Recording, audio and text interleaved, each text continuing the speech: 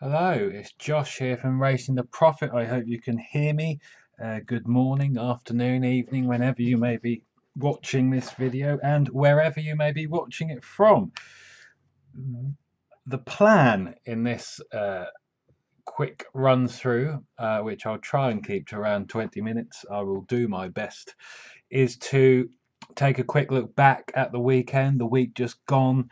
I want to look at what went right, what went wrong, and look at some of the tips, the stats, the trends. I want the video to be useful. I'll touch on some horses that caught the eye, I suppose, or of interest, and some of my approach to the big races which worked, some that didn't, what I got right, what I got wrong, what I could do better next time, which may or may not be useful to your own punting.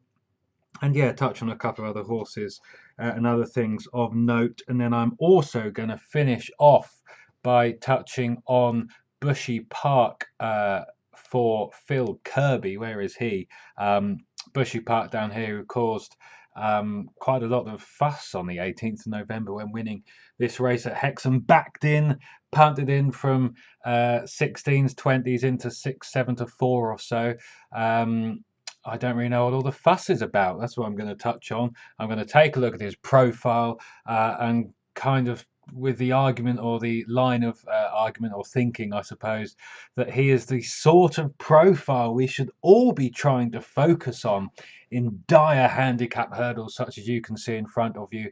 And I, for one, didn't have too much wrong with it, but I will touch on why and some of the things which caught my eye of interest that we should all be looking for when trying to identify such horses if you wish to play in Class 5 handicap hurdles around Hexham, which, to be honest with you, isn't something I want to do too often. But with that said, let me rattle on to kind of what went well, what didn't. Maybe I should start with the tips, which are over here. Adam has been on fire. Resident Racing to Profit tips to Adam Norman. Getting him on board is looking like the best decision I've ever made at Racing to Profit. One of the holes, as you know, was kind of a daily tipping element because I liked focusing on the big races and the stats and the community and all sorts of other things back end as well. In any case, getting the pro punter from the north on board, who knows his jumps racing better than anything, or better than anyone, has a jumps mind, especially with day-to-day handicaps, like I've never met before. Now on a lovely, as you can see down here, 46.3 points to advise. That's 9 a.m. prices, generally available for a good 10-15 minutes with at least 3 bookmakers, not including certain ones. I'm quite picky with what prices I declare at and try and do it in the fairest way I can. But in any case, a great Saturday for Adam and a 7-point Sunday from one tip down here to put him on his new season high of 46.3 points since the 1st of November, which is just silly. And he'll be trying hard to keep that going. So that was a positive. And Adam this weekend actually probably made up for some of my bad luck, in fairness, as I switch over to my big race tips I like, and now I can just focus mainly on the weekend on those handicaps and other races that are class 2 and above. I was kind of flapping about a bit since the start of October. Started well with a winner in the Silver Trophy at Chepstow, and then a few losers and a bit of bad luck along the way, a few seconds. Watmore, but in Regal Encore was pretty solid there, in fairness. What else? Potter Man, Head Bob, that could have gone either way. Spirit of the Games, how did Cool Cody stand up? How did he find more after the last? All credit to the horse. I thought Spirit was just going to swoop on past. Then we hit our stride and hit form at Cheltenham on the Saturday on the blind side. Ramsey's the Tay on the Sunday. A bumper winner on the Sunday. Good risk at all, 8-1 for a bang-in form Sam Thomas. He's on fire. Mr. Simmons is on fire, a yard clearly worth keeping an eye on. Potter's Legend won for us in the Vets Chase, a 1-2 there. Poor Gumball here. There's two horses which I could have done with a bit more luck, but as people keep reminding me, and it's important to remind yourself, all these things even out over time. Gumball, in my mind, was going to win there.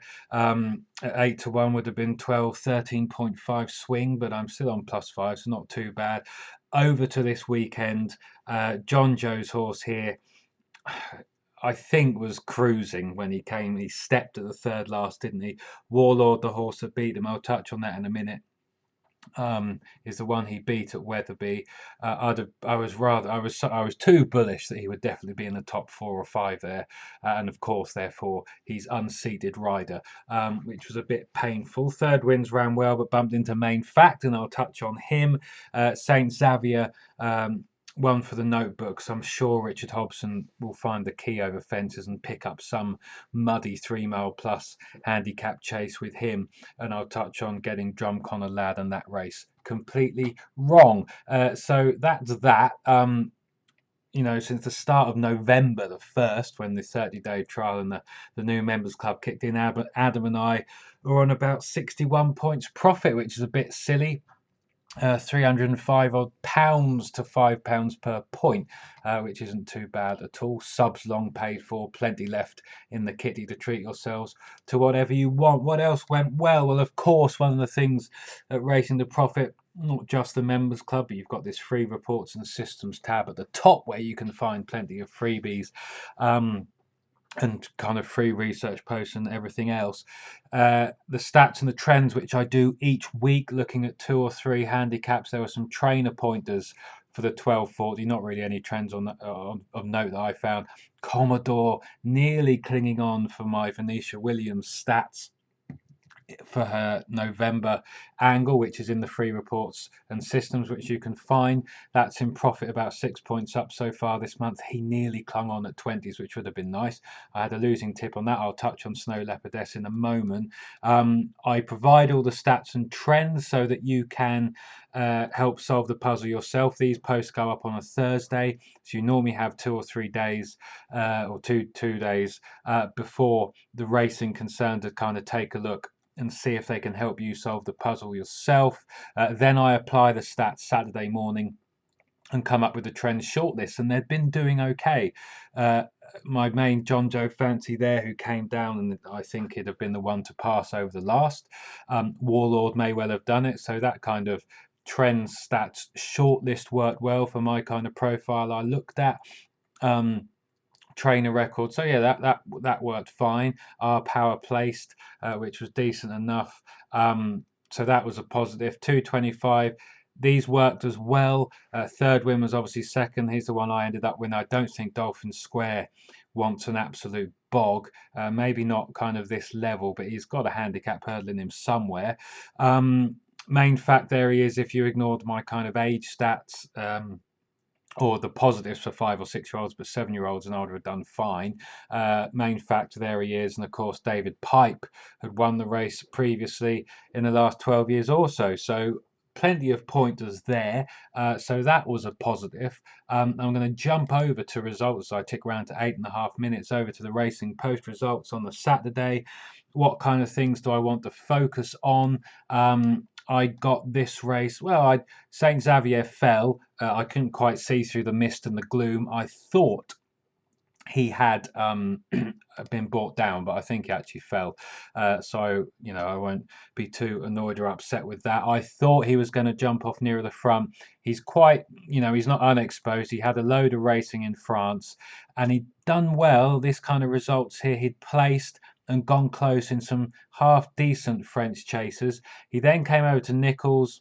He did a bit more for others. Down here, as you can see, decent run there in October, over nearly 3 miles. Then came to Nichols. David Maxwell bought him. He won a novice hurdle, didn't do too much, went back to France, has come back to Richard Hobson, who's had a very good last year. He's about 15 from 55 or so. He does run quite a few in France as well. He has a satellite yard over there, I think. But He does well with this type, and I want to keep an eye on him. If you watch that Weatherby, he was never really put into it. I thought he shaped a lot better there than the final result. And you can see his RPR, and that's something I'm going to touch on again. RPR's 138 was solid. Maybe his mark needs to come down. In any case, he didn't seem to be able to keep up the pace, and his jumping was a bit iffy. The cheek pieces weren't on for the first time because he'd worn them in France. In any case, he is one to watch because I think maybe he might need time to settle again. Maybe Hobson will send him back over to France. I'm not sure. But he's one I'd like to think they could pick up something with. I thought he was worth a go at 16s, only nibble that into 12, so not backed overly heavily. Snow Leopardess is the one I will focus on quick. I was a bit, I'm not dismissive, I suppose I didn't. She was a chase maiden coming into this, but unexposed. I had, well, a question over a bog, but you can see kind of as a young horse winning a National Hunt flat race, 20 runners quite comfortably. That may give some indication that one day she's going to be a thorough stayer. You can go through to this Doncaster run only in December, last December. Watched that back, but was doing her best work late and staying on over 24 and a half. So everything shaped, I suppose, here and indicated she was a stayer. In fairness to her, she had one fairly comfortably and very soft in Auteuil, which is a fair bit softer than our official soft going description, I believe. And then she was unexposed, the butchers said, who was going to run, or was running well at Cheltenham in that Class 4 novice behind the big breakaway when smacking into 2 out. He wouldn't have beaten him, but he may have got closer. So that wasn't too bad a form. The RPR against above her kind of last mark at Weatherby, again bumped into a good one there. I know a few people fancied this one. Shamblu's a 146 animal. She beat a 139 animal, half decent one. Ollie Murphy, while we're here, he's starting to flicker into life. He was about 4 from 100, I think, before the last 4 or 5 days. Now, and then about 2 from 50 odd in the last 14 days, with a couple of winners, I think, over the weekend. They seem to be running better. Plenty have needed the run or 2 runs. And so, you know, he's going to be a juggernaut one day, working his way up the ranks, but he could be about to have a burst, possibly. Whether or not there are some decent odds about his is another question. But Snow Leopardess has run well. Now up to a trip on the softest ground she'd run on, and it was just all stamina. You know, shape there, unexposed, came from the clouds a bit. Jumping could be improved. But clearly, I mean, she's shaped there as if she would just stay 3.5 miles, no problem. So it'll be interesting to see what the in-form Charlie Longston team, which isn't always the case at this time of year, what the in-form Charlie Longston team do with her. Not many of his, you would say, like deep winter ground, but she seems to be one that does. So I would kind of rate up that performance given where she came from and her inexperience, and winning kind of soft heavy at Haydock over 25 furlongs takes some doing. And yeah, they've clearly got a nice one on their hands there. So yeah, one to watch, I think. Not that last time out winners are ever well, they're always kind of obvious notebook horses, aren't they? Because they won last time out and they won't necessarily get mixed the next time out. But I'm not sure I would want to oppose her over a staying trip in the mud based on that evidence, but we shall see. New Tide, I think, has a prep for the Welsh Grand National, and this may have been a good prep. Hopefully it hasn't taken out too much of him. He's a massive horse, 11 stone 12 round here in these conditions. In theory, there should be more to come from him because of his lightly raced profile, and the Kim Bailey yard are having the season of all seasons for them, which is good to see. So he is one for kind of staying trips. What else do I want to say about this? Let's the Haydock card. So yes, I'm not going to watch this back again. Well, maybe I will. Let me just put that on pause there. We've got. Hopefully you can see that okay. Maybe I'll just put that full screen and I will skip along to round the back. But Junior has the horse in a wonderful position here. I'm looking at his hands. I'm thinking he's tanking. There's Warlord back here, who he finished ahead at Weatherby. And I kept looking at him thinking, well, he's ahead of him. You can tell by the hands and the reins, I think he's just lobbing along. They come in here approaching 3 out. The second there for the Willens team starting to be pumped. Junior hasn't really asked him at all. He's just well, started to go through the motions, but not really at all. But in fairness, Robbie Power's tanking here. He'd have had track position on him. I think he's about to swoop past and go to the lead, and he would have been the one to catch. Now, Warlord may well have caught him, and he stayed on and done well. A positive for the stats and the trends. Like I said at the beginning, and he was, as I'm skipping around here, I know, but hopefully it's useful. This was that Weatherby form when he probably, all of Tizards have been needing the run, or quite a lot of them have been needing the run. Maybe he did too. I thought John Joes won that fairly comfortably, and I backed him to reverse, or to kind of uphold this form. The question, and I'm saying it in hindsight after I've gone heavy 1.5 each way. Of course, he was always going to come down having done that. Thankfully, he got up, which the main thing, as did Junior. Is whether you look at that form tying in and you hedge your bets and you back both. Warlord was nines wide across the board in the morning. Shang Tang, Frank the form at Ascot on the Saturday as well. So this form is clearly worth something, I think. It's worth keeping an eye on. These three horses, they've all got more races in them. And not that John Joes will go missed in the market next time and could become one of those classic cliff horses, but something for there to me to think about. You know, always that balance about diving in each way with one horse or trying to split stakes, and looking at those horses you fancy. And are there any horses reopposing who they've beaten or finished close to before, and maybe to ponder them a bit deeper. But the Tizard team are starting to get going as well. And again, like I said, most of them have needed a run or two. Big run from the pipe yard, Pipe Horse, given the time he had off the track. And he's run well, and it looks like he was fit enough. He was well backed. They clearly think he's well handicapped. You can see the RPR he's done here against his mark. You know, so you know these are well handicapped horses. Our Power's an interesting one. Whether or not he wants a bit further now, he was doing some good work late again. I'm not quite sure he wants it this soft. We shall see how this race works out, but I didn't think it was too bad. Of course, these races at Haydock, when it goes very heavy, can work out one of two ways. But noting down any horse which handles Haydock soft to Haydock heavy is always worth doing, for if they ever return here, or if they ever return or run at, say, Fosslas, which can be a bog, Chepstow, which can get very heavy when it's heavy.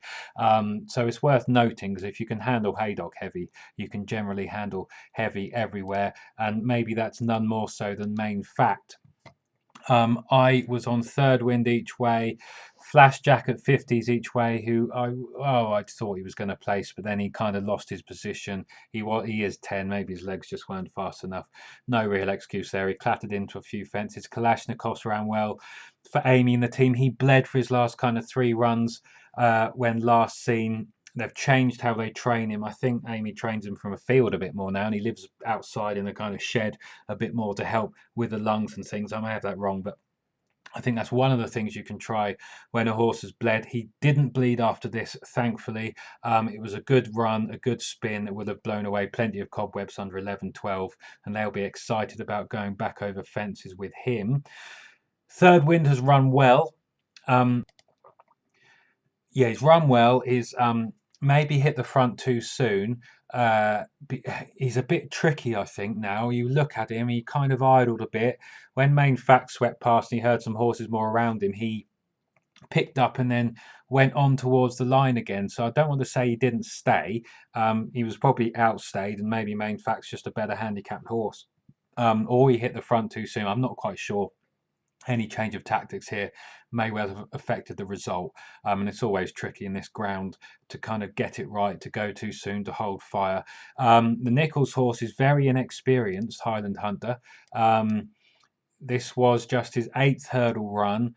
Lightly raced in recent years. It looks like they may be getting a run at him. Nichols has clearly improved him from the Lucinda Russell yard, which may be no shock there, I suppose. Yeah, he's got something okay in him, and he wasn't stopping come the line, so he clearly handles kind of heavy ground and stays, and that's always worth keeping an eye on. So it'll be interesting to see what they do with him. Third wind's tricky and always an each way horse possibly, but maybe now after this run he's always going to be a bit too obvious. Main fact, what do I want to say about him in terms of from a learning point perspective? The pipes have obviously done wonderfully with him. This was his first hurdle run since March the 20th. Now, I was a bit too not dismissive. He was, I think, 13 to 2 sevens when I looked.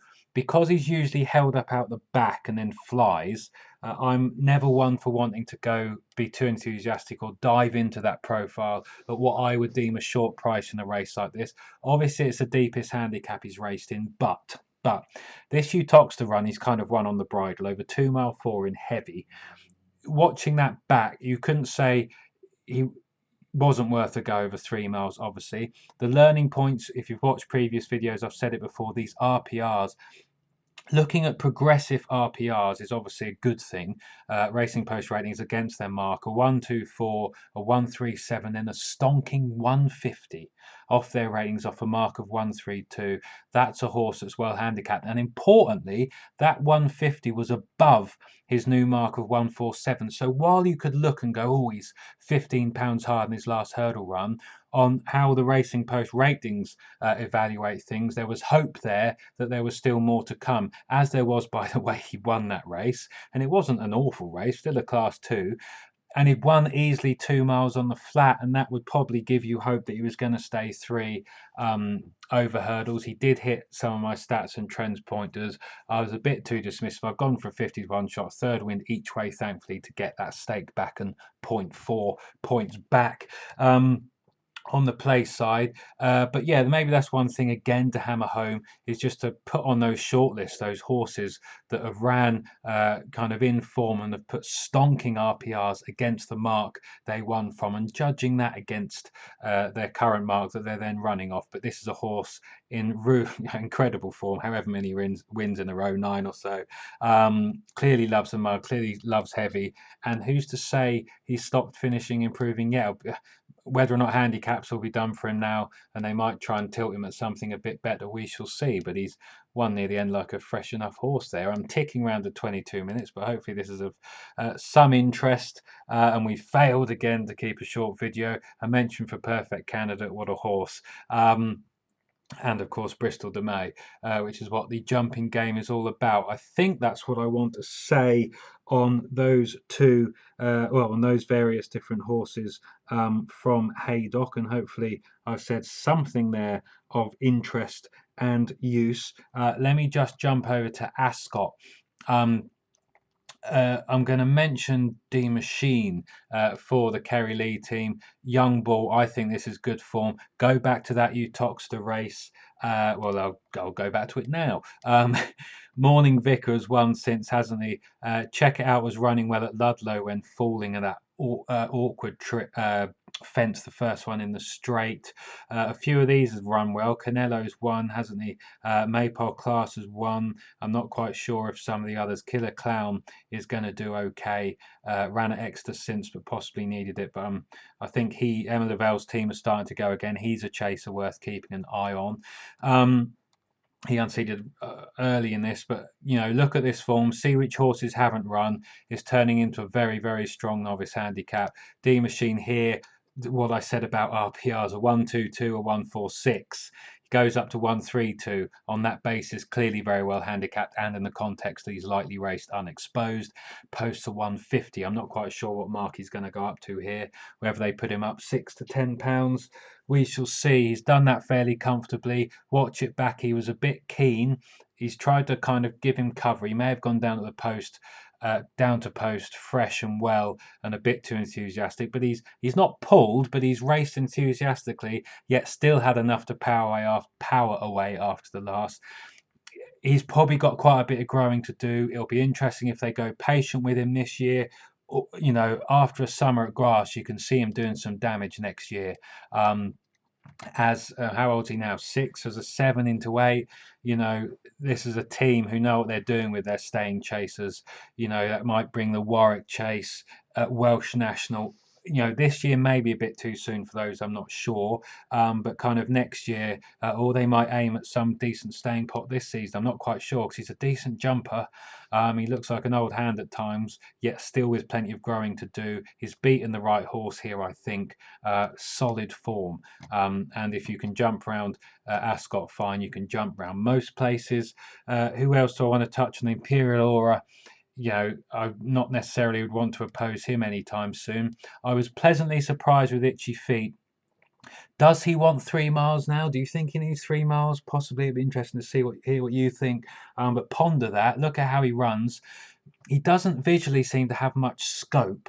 Uh, is he big enough over fences to reach the highest level? I'm not quite sure, but he hit a few fences, was taken off his feet at times, the odd niggly error, outpaced, and then stayed on again.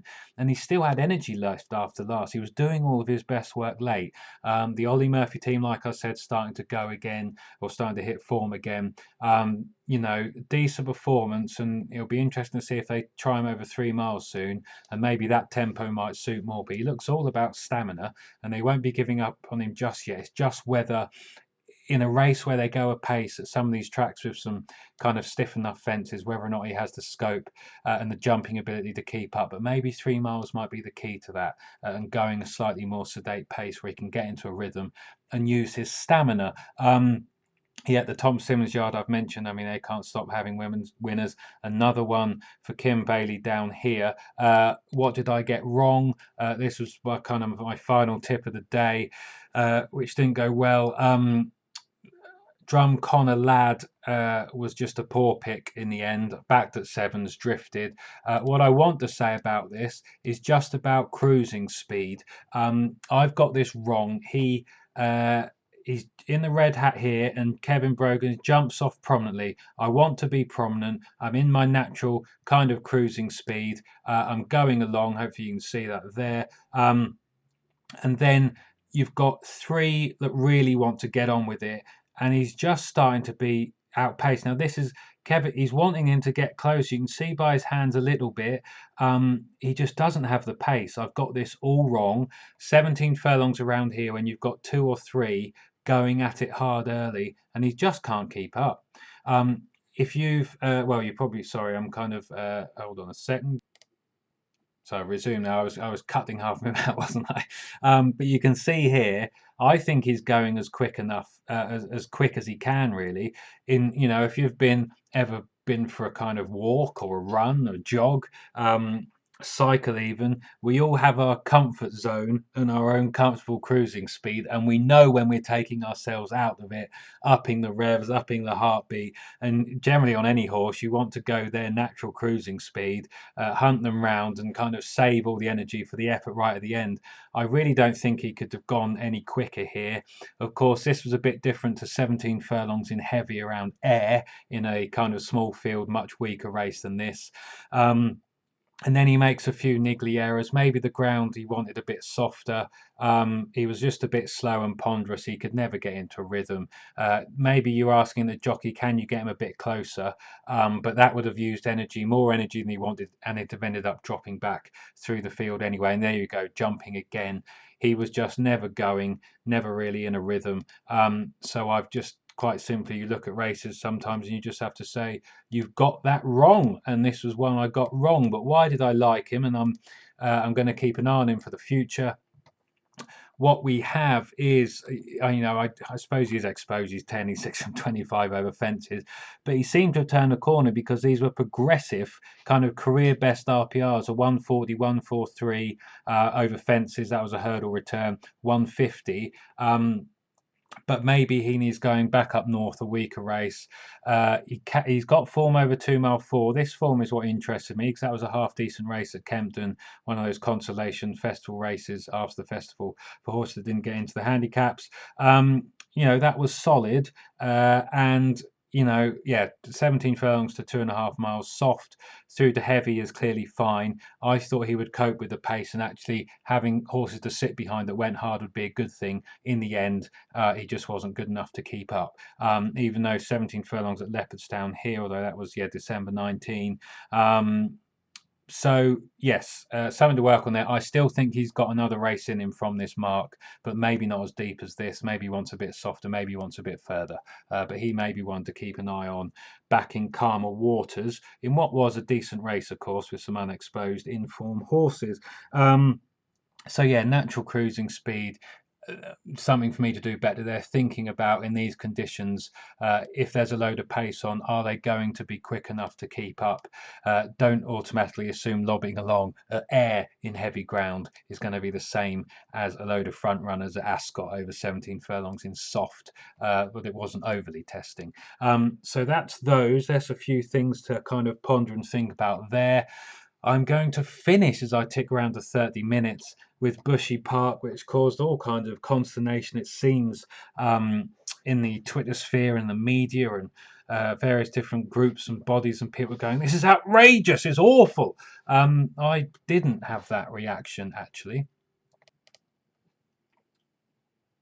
So, yeah, I didn't have that reaction. And I wanted to just look at his form in the Racing Post. Now, the first thing to say is you've given our handicap system, you you're part of the game is what I would call legitimately handicapping. Now, of course, you get examples and you'll spot them yourself, and I spot them where horses are strangled and they're stopped. Now, that is obviously against the rules of racing. The other way to get a handicap mark is what I would call legitimate handicapping, which is when you normally, especially for hurdles, run an inexperienced horse who is still maturing and still learning in the wrong conditions in novice and maiden hurdles. Horses are handicapped like this every single day of the week. That is our system, right or wrong. Horses are brought along slowly, sometimes in the wrong conditions, and then when they get the right conditions, or they've strengthened up, or they've, their training regime might change, or they come into themselves, or whatever, then they strike, and it's up to us, I suppose, as punters, to spot this type of profile. And the thing, not that annoyed me with other people's criticism, is there are some horses in handicaps which are tailed off, never put into a race, and then bounce back and win. No changing conditions, no headgear, no wind up, no break. Might be over the same course and distance, whatever. When they bolt up, when you've got nothing to pin anything around as a punter, no information, nothing on paper, no video analysis, then you're left kind of a bit bewildered, going, well, I was never meant to find him. That's a bit dodgy. That's not right. Stewards, do your job, etc. With a horse like this, in my opinion, not in that ballpark of kind of as being an issue for me. First of all, we have a Hexham Class 5 handicap hurdle is weak. It's awful. Top rated 99. Hardly anything like winning. Quite a few horses may need the run, etc., etc. Here we have a lightly raced, unexposed horse from a powerful northern yard racing up north, not one of the finest tracks in the country. It's safe to assume with this profile that at some point they're going to show more. That's the foundation I personally would take. Now, of course, it's always easy to say after hindsight when they've done what they've done, but applying this thinking or thought process to horses that have yet to run and moving forward will help you and I find more winners or more overpriced horses. Now, what we did have here is a horse who won a point to point. Right, this horse had already shown form and did an RPR actually of 86 there in soft, yielding to soft. So he'd shown form. He didn't run too bad in this class 4 novice hurdle at Doncaster. 177 days off. He's lightly raced. He's inexperienced. Then, 3 mile point winner in soft. And then you're running him over 17 furlongs on good for his first 2 runs, sent off at no price.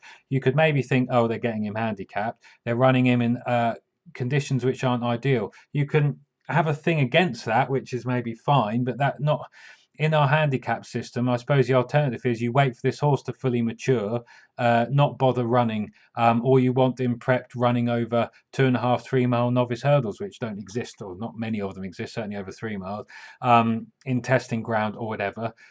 in my mind, this is kind of the handicap system we have, and these races for lower quality horses are there to help educate them, help to give them experience, and help to bring them to the boil and work out what the racing game is. The alternative, of course, is you do all of that education at home.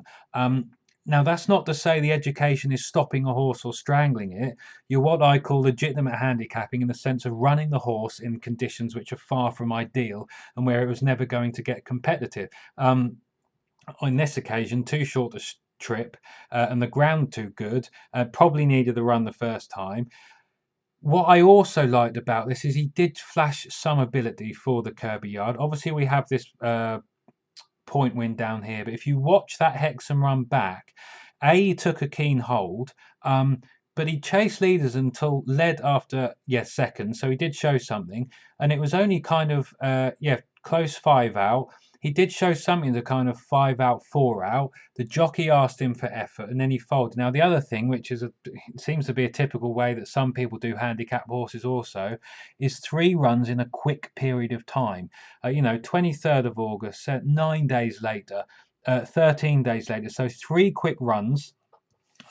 He's still been a bit keen, bit gassy. Then we give him a break, and the yard also is going a lot better than it has been, which is one of those things to note as well. Suddenly, then he's back up. Well, he's over 2 mile 4. He's got course and distance experience. He's had a break, the pause which refreshes. They may have worked on him a bit more, and he gets proper soft ground for the first time. He was still keen and tracking, and then he's sent to the front early where he dropped his head a bit, and of course then bolted up in a weak race, having been well backed. So no, I can understand some of the criticism. I'm not going to say it doesn't leave a bit of a sour taste, I suppose, given you could argue, he's improved out of nowhere. My argument, I suppose, is as a punter, when looking at this sort of profile, could we, at the odds, have predicted, and before the money came, that there may be some improvement? And we've got a horse that's shown ability at some point in soft ground.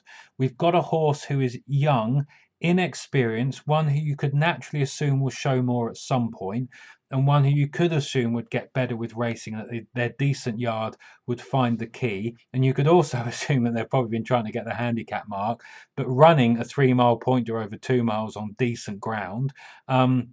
Then a race where they did show a bit, if you watch the video back, and then a break. Have they done anything in the break? And the yard's going better, and the yard's in form, and they get proper soft ground for the first time since since that break, and then since the second break, and the first time soft ground properly in a handicap. Also, in my mind, I didn't look at the race. Maybe I wouldn't have been anywhere near him if I had. But horses with these kind of profiles do win plenty of handicaps through the year. Some of them on handicap debut. He could have ran in another race, and then this could have been his handicap debut, etc. Those horses that get stepped up in trip or change of ground or have a break. This horse was mentally entitled to mature with time. He was mentally entitled, or physically, if they'd kind of changed his training regime or upped it a bit in those off days. He was also entitled to have been feeling a third quick run in no time at all. And that is a way that connections will handicap horses.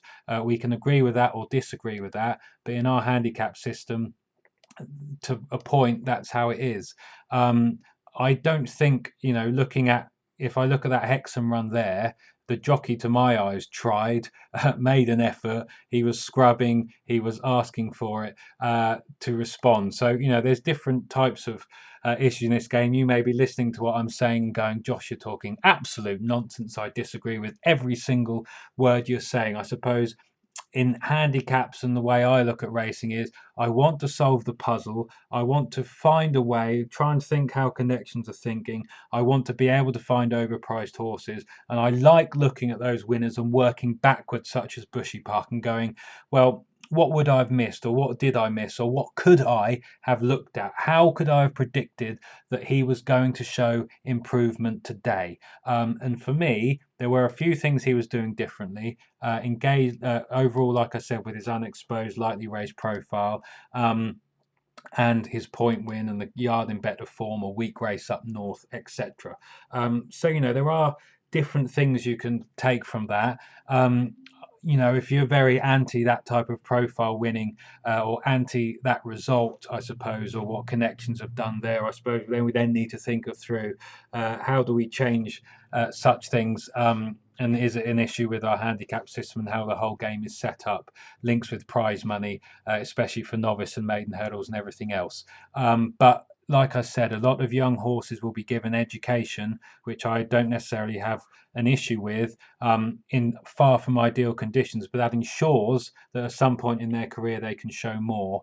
And when you've got a horse that's rated in the 80s through to 100s, your best chance of picking up prize money, of course, is going to be in handicaps and trying to sneak into a handicap from a mark which is lower than it may eventually turn out to be. But with that said, I've said something there, hopefully it may get you thinking, that you may disagree with, you may argue with, you may think I'm talking nonsense, and if so, do politely post below this video, take umbrage with anything I've said, and maybe you'll challenge some of my opinions and it'll cause me pause for thought, and I will think about things a bit differently, I don't know.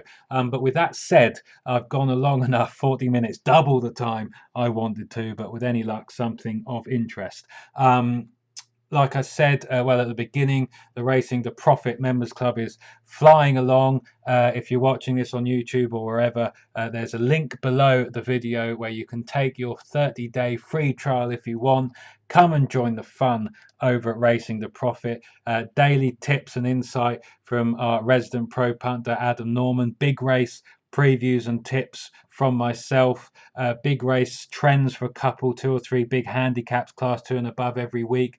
Adam's newsletters twice a month with his eye catchers and observations and all sorts of other things. Stats qualifiers, stats research, the community, lots of comments and engagement from the masses. You know, what I would like to think is the perfect portfolio and the perfect racing service for you this jumps season over the winter. But you can find out by taking a risk-free 30-day free trial by clicking the link below this video. And with that said, I will definitely be quiet now. Thank you for watching, and until the next time, this is Josh saying bye for now.